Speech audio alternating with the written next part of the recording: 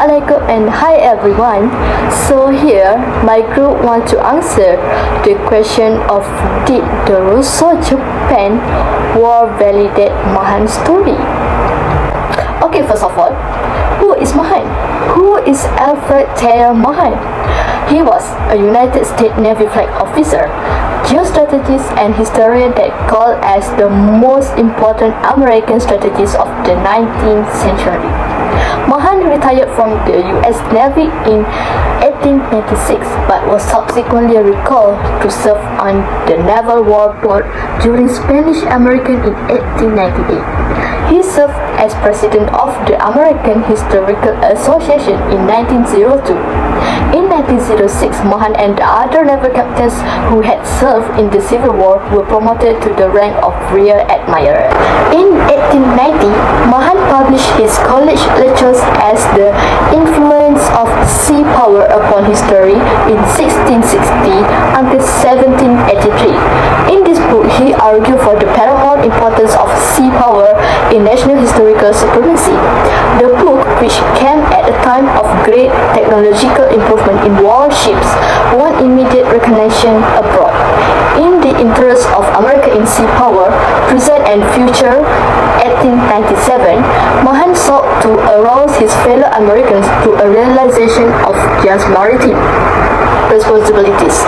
His other major books included The Life of Nelson, 1897, and The Major Operations of the Navies in the War of American Independence, 1930. Before his death, in December 1914, Mahan foretold the defeat of the Central Power and of the German Navy in World War I.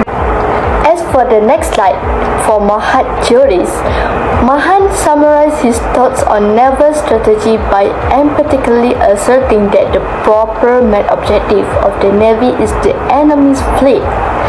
12 Navy superiority would eventually lead to the enemy ceding space at sea by avoiding battle or being defeated in a decisive one, which is examined that naval strategy can be broadly divided into 4 areas, which is concentration of force, importance of central position or lines, interest line of movement with respect to the central positions, and the relevance of communication in force employment, which mean the freedom to use the seas and as a corollary the destruction of the enemy fleet.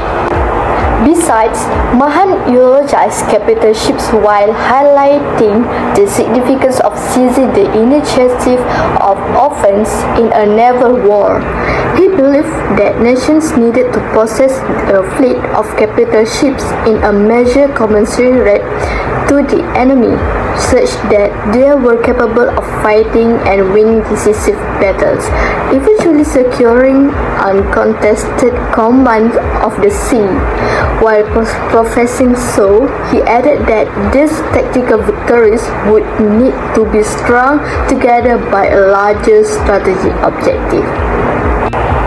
So, Mahan theorized from his study of history that the cause of war and change in world politics was rooted in underlying shifts in the power relationships between states.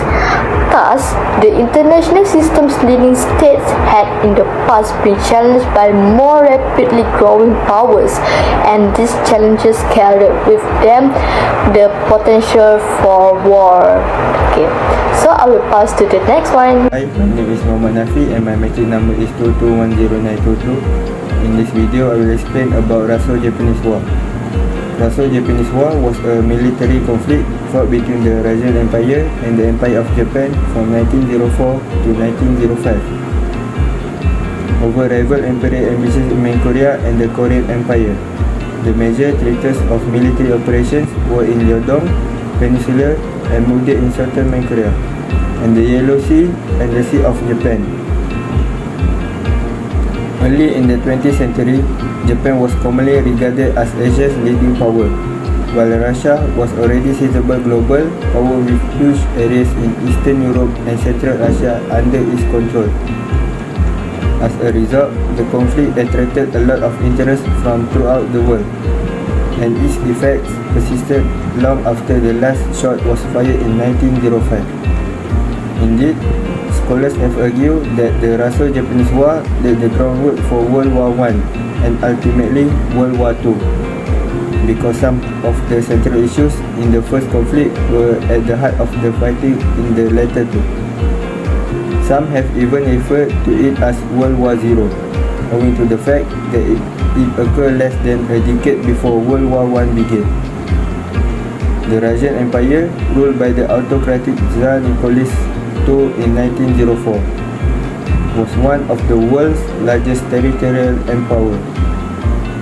With the Siberian shipping center of Vladivostok forced to close for much of the winter, the empire needed a warm water port in the Pacific Ocean for trade as well as a base for its roving navy. Since the First Sino-Japanese War of 1895, the Japanese have been worried by Russian influence in the area. The Qing dynasty in China received military assistance from Russia during the conflict, which placed the two Asian superpowers against one another. The Russians had a history of military aggression. Thus, the Japanese initially tried to reach an agreement by proposing to hand over Manchuria. The proposal's term would have allowed Japan to continue having sway over Korea. However, Japan's offer was rejected by Russia, which demanded that Korea north of the 39th parallel serve as a neutral zone instead. When negotiations failed, the Japanese decided to start a war and launched an unexpected assault on the Russian naval base at Port Arthur on 8 February 1904. On the day of the Port Arthur invasion, Japan formally declared war on Russia. However, the Russian Empire's commander did not receive notice of Japan's intention until several hours after the Asian power had assaulted Port Arthur, the Russian Navy's regional base of operations. It should be noted that until the Second Hague Peace Conference in 1907, 2 years after hostilities between the Russians and Japanese had ceased, international law did not demand a formal declaration of war prior to starting an attack. The Russian Far East Fleet was attacked by Port Arthur by the Japanese Imperial Navy in an effort to neutralize them. 3 of the largest Russian naval ships, the Saravex, Ravizan and Pallada, were severely damaged when the Japanese Imperial Navy deployed torpedo boats to attack them under the command of Admiral Togo Hachiro. Forces sent from northern Russia to assist the fleet of Port Arthur were pushed back by the Japanese at the Battle of Liaoyong in late August. Furthermore, Japanese artillery in the area of the harbour shot non-stop against Russian ships waited in the bay from freshly acquired positions on land. The Russian Pacific Fleet's ships had all been sunk by the end of 1904, and the Japanese Navy had taken control of the Russian garrison stationed on a hill overlooking the harbour. Russian Major General Anatoly Stasil, commander of the Port Arthur garrison, made the decision to surrender in early January 1905, much to the surprise of both the Japanese and his superiors in Moscow. He felt that the harbour was no longer worth defending in the face of humiliating losses. With that, the Japanese had won a crucial battle for their side. Stasil was finally pardoned despite being later found guilty of treason and given the death penalty for his actions.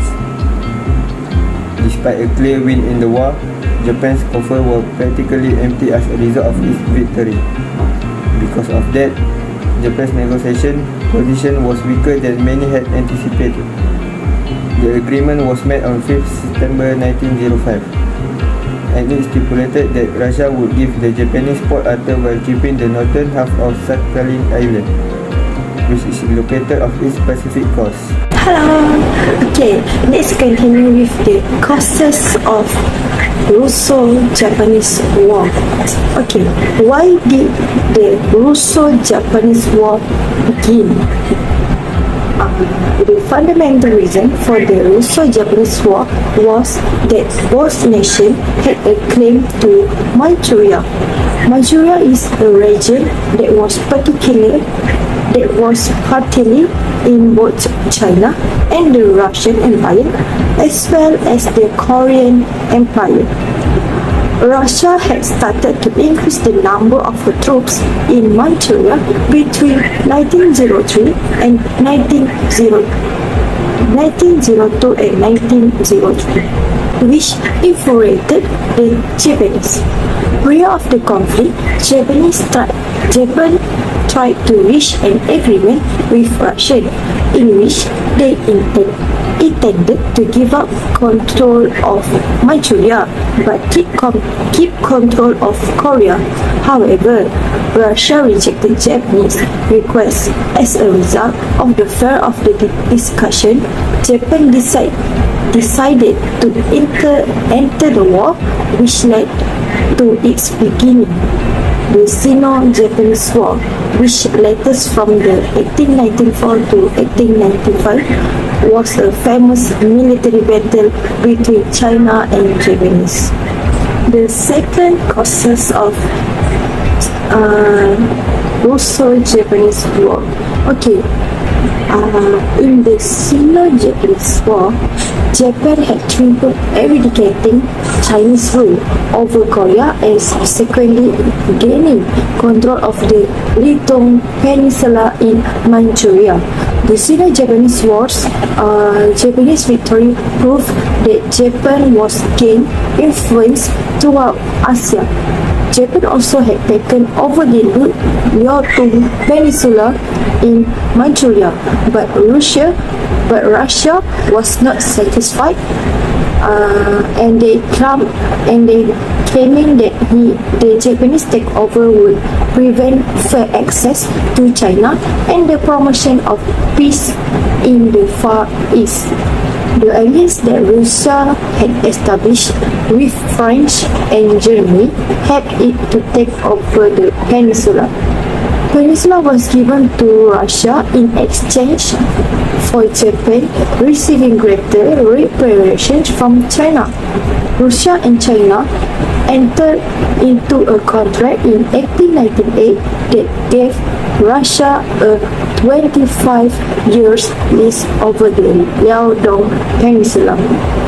The acquisition of the region's natural resources was the principal imperialist objective of Russia and Japan in Korea and Manchuria.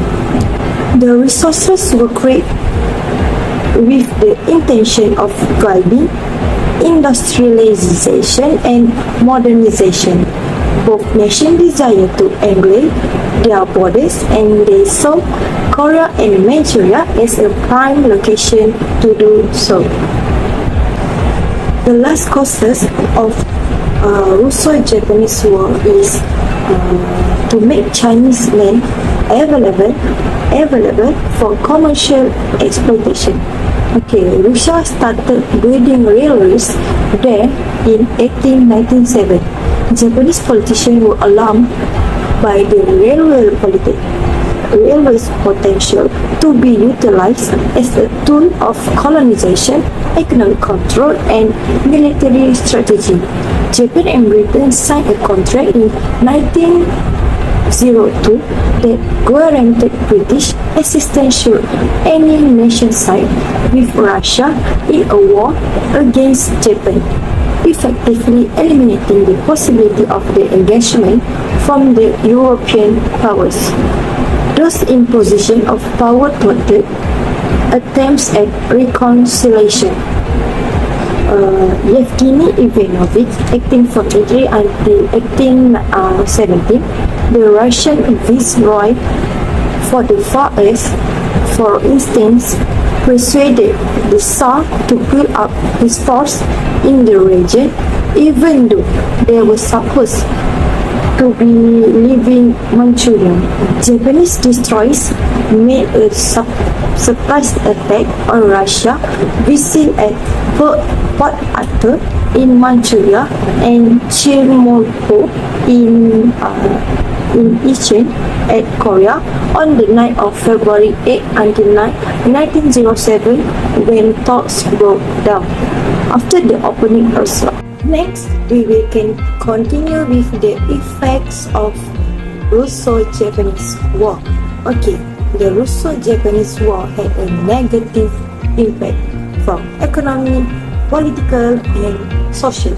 Okay, we will touch first about the economy.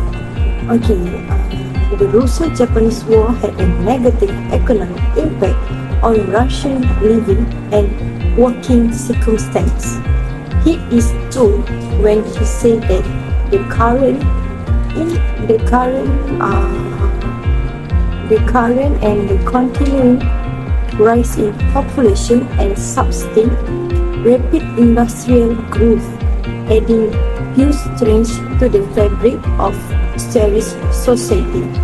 There was a background of peasant discontent that intensified as the government tax burden increased.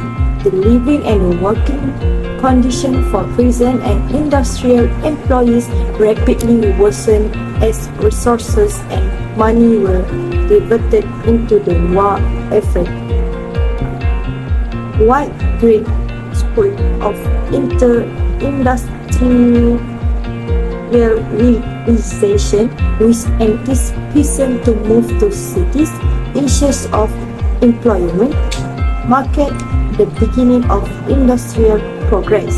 Murphy explains by 1905 there were 125 million people in Russia, up from 98 million in 1855. Developers were unable to keep it up with the demand of housing in the city, which led to crowded housing, inadequate sanitation, and deteriorated living conditions.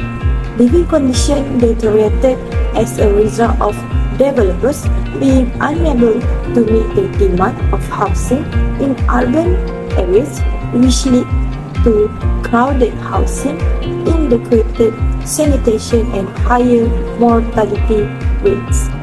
For the next effects of Russo-Japanese War. Okay, the Russo-Japanese War defeat embraced Russia, which increased public demand of political change. Okay, secondly, determined there was overall feeling of intense dissatisfaction with the current order by all social levels, resulting in significant political reforms are needed. Okay,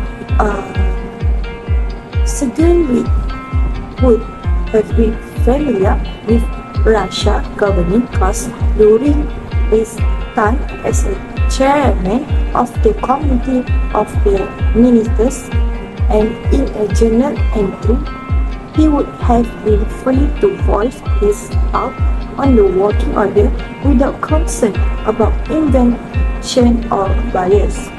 Fact that he would have had no motivation other than self-expression to write the entrapments in a trustworthy source, because he would be unlikely to embellish.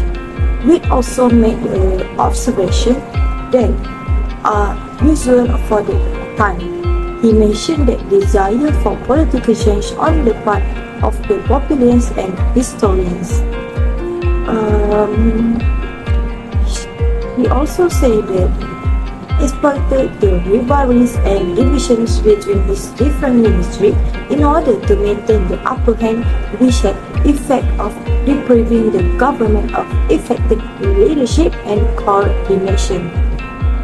In addition, as a result of efforts to broaden the Russian Empire, his people were made aware of the shortcomings of the authoritarian rules by Russians' humiliation on the international scene. Okay, there was an increase of dissident groups acting as alternative and the Russian prestige suffered greatly as a result of the Russian Navy over Port Arthur surrendering in January 1905. Okay, that's all the factor and the effects that I share with you guys. Okay, let's move to the next presenter. Okay, so hi and good day to all. So my name is Lewanting and today I'll be explaining about did the Russo-Japanese War validate Mahan's theory. So in this Russo-Japanese War, there are actually 4 types of battles happens when this Russo-Japanese War happening. So the first one was Battle of Yellow Sea, battles of Port Arthur, Battle of Tsushima, and also Battle of Mukden. So among these 4 battles, there are 3 of them has used or maybe applied this Mahan's theory. So except for Battle of Mukden.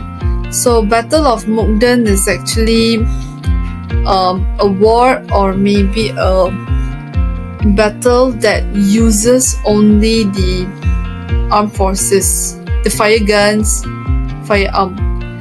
But yes, so let us just enter our topic today. So there are 3 evidence that we can found that and we can prove that 3 of them has actually applied Mahan's theory. So first of all is Battle of Yellow Sea. So this Battle of Yellow Sea was a major naval battle of the Russo-Japanese War.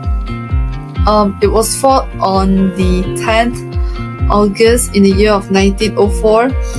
So in the August of 1904, Russian warships has trapped in Port Arthur by the Japanese fleet attempted to break out and join the rest of the Russian Pacific Fleet at the port that named Vladivostok. So the action that resulted was one of the first naval battles fought entirely by steel ship firing explosive shell. So the next evidence is Battle of Port Arthur. So Battle of Port Arthur is fight on 8th and 9th February of the year of 1904. This conflict is the marking of the beginning of the Russo-Japanese War. In this war, there were actually no any ships or any warships were destroyed, but as the Japanese fleet withdrew to a safe distance, the Russian has claimed a victory, but their warship has remained a blockade in Port Arthur. The last battle is that who uses this Mahan's theory is Battle of Tsushima, which happens in the May 27 to 29, in the year of 1905. So this Battle of Tsushima, their naval engagement of the Russo-Japanese War. In the final, the crushing defeat of the Russian Navy in that conflict. So the Japanese ship was superior in speed and armament, and in the course of the 2-day battle, 2/3 of the Russian fleet was sunk, 6 ships were captured, and then 4 reached the Vladivostok, and 6 of them took refuge in the neutral ports. So based on the above evidence, we can actually prove that this Mahan's theory will apply or maybe will validate in this Russo-Japanese war.